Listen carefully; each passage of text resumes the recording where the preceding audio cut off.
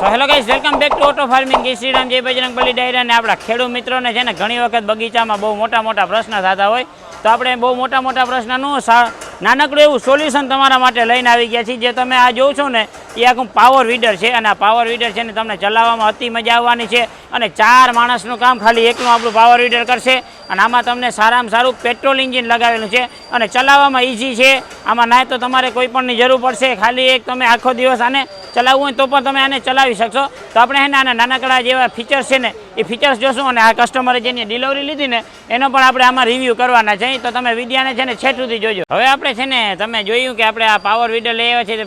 Power વીડરમાં feature તો કે આમાં તમને ઘણા બધા ટેકનોલોજી આપેલી છે. એક તો 7 હોર્સ પાવરનું તમને આમાં પેટ્રોલ એન્જિન આપેલું છે, એકદમ સારી રીતે તમે હાંકી શકશો. બીજા નંબરમાં આના જે ટાયર છે એ તમને રબરના હેવી ટાયર જોવા મળશે. હવે તમારે આમાં ઘાસ ઉગી ગઈ હોય અને તમારે ઘાસ બગીચામાં કાપવું હોય તો આપણે આ છે ને તમારે યોદ્ધા લઈ આવ્યા ને આપણે તમારા માટે લડવાયો. આમાં તમારે 32 બ્લેડનું તમે રોટાવેટર પણ આમાં હાંકી શકીએ. હવે તમારે જમીન વધારે થઈ ગઈ, 32 બ્લેડનું ના હાંકવું હોય અને તમારે 2 ફૂટનું કરવું હોય તો આમાં તમે 2 ફૂટનું પણ આમાં તમે ચલાવી શકો. અને ચલાવવા માટે મારા ભાઈ હાવ તમે ઇઝીલી ચલાવી શકો. આવો હું તમને સમજાવું કઈ રીતે તમે ચલાવી શકો. પહેલાં તો આપણે એન્જિનને ચાલુ કરવા માટે હાવ આરામથી આ દોરીને ખેંચીઓ ને એટલે તમારું એન્જિન છે એ ચાલુ થઈ જશે. જેવું એન્જિન ચાલુ થઈ જશે એવું તમે આ બાજુ આવશો એટલે તમને આમાં યાર ગિયર સિસ્ટમ પણ આપેલી છે.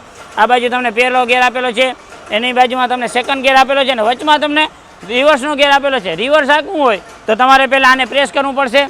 જેવું આને તમે પ્રેસ કરશો એવું મશીન છે એ આખું રિવર્સમાં હાલવા મળશે. હવે તમે આને બીજા ગિયરમાં નાખશો અને ખાલી આ પ્રેસ કરશો એટલે મશીન છે સીધું ભાગવા માંડીએ. અને ભાઈ આની જે સ્પીડ છે ને એ એક લાજવાબ સ્પીડ છે. તમારું કામ છે ને એ 4 માણસનું કામ ડાયરેક્ટલી પતાવી દેશે. તમારે ઘેર મારા જેવા કોઈ બઠિયા હોય ને, હવે તમારા મશીનને તમે નાનકડું કરવું હોય તો કંઈ વાંધો નહીં, અહીંયા તમને આપ્યું છે ને આ હેન્ડલને તમે આમ કરી દેશો એટલે આ નીચું આવી જશે, એટલે મારા જેવા બઠિયા પણ ચલાવી શકશે. હવે છે ને આ મશીન જેણીએ લીધું છે ને એ આપણે બાપા હારે વાત કરશું કે આમાં કેવી ટેકનોલોજી અને કઈ ખાસિયત એની આ મશીન લીધેલું છે. આપણે આ જેને લીધેલું છે એના પાસેથી આપણે મંતવ્ય જાણશું કે આ કેમાં યુઝ કરવાના છે અને કયા પર્પઝથી આ યુઝ કરશે.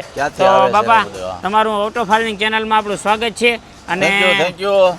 હવે તમે આ કેવા પર્પઝ માટે લીધું છે અને કઈ ખેતી કરવા માટે આ લીધું છે આપણે વ્યુઅર્સને સમજાવો. મારે છે ને ખાસ તો જાણે બગીચો છે આંબાનો. બગીચામાં ખામણા કરવા માટે આ વસ્તુ બહુ સારામાં સારી છે. એટલે ઝડપથી થાય છે, એટલે મજૂરીમાં બહુ ફાયદો થાય છે. મજૂરીમાં આમાં 100% ફાયદો મળશે. મજૂરીમાં તો બહુ એટલે બહુ આપણે જે 4-5 મજૂર હોય ને એમાં આ એક વસ્તુ કામ કરી લે એટલો બધો ફાયદો થાય છે. અને પાછો આ વપરાશમાં એમાં ડીઝલ કે પેટ્રોલ જે વાપરતો હોય એ પણ ઓછું છે બહુ. એ રીતનું આમાં સારું છે બધું. અને ત્યાર પછી બીજા આમાં 2 સાધન કે આપણે ધારો કે ધોરિયા કરવા હોય બરોબર કે પછી બેલી ચલાવવી હોય એ પણ આમાં ચાલે ખરું.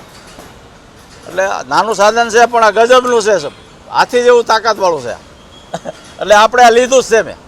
અને બાપાએ આપણે કીધું કે હેને આ 4 માણસનું કામ ખાલી આટલું નાનકડું એવું આપણું મશીન કરી દેશે. અને ચલાવવામાં હાવ ઈઝી. તમારે કોઈ પણ જાતની આમાં તમને લાગવાની બીક નહીં, કોઈ પણ વસ્તુની.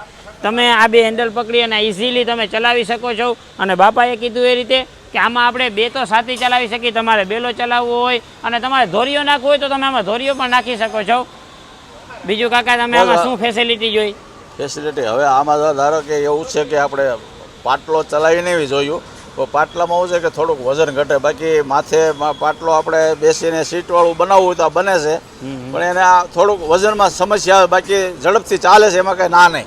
કાકા એ તો આપણે બધા વ્યુઅર્સ છે ને બધા હોશિયાર છે. કદાચ આને પાટલામાં એડ કરવો હશે ને તો આગળ વજન રાખીને યુઝ કરી લેશે, પણ આને મશીનને કઈ થવાનું નથી. નહીં રેડી છે, કોઈ વાંધો નથી, સુપર છે. અને બાપા છે ને બહુ દૂરથી આવ્યા છે. ક્યાંથી આવ્યા છે આ મશીન લેવા માટે? અને મશીન છે ને એ આપણે ગિરિરાજ વાળાનું છે. તો બાપા તમે કઈ જગ્યાએથી આ મશીન લેવા આવ્યા છો? હું અમરેલી જિલ્લો ધારી તાલુકો સરસિયા ગામથી આવ્યો છું. ધારી અમરેલી થી ભાઈ આ મશીન લેવા માટે આવ્યા છે.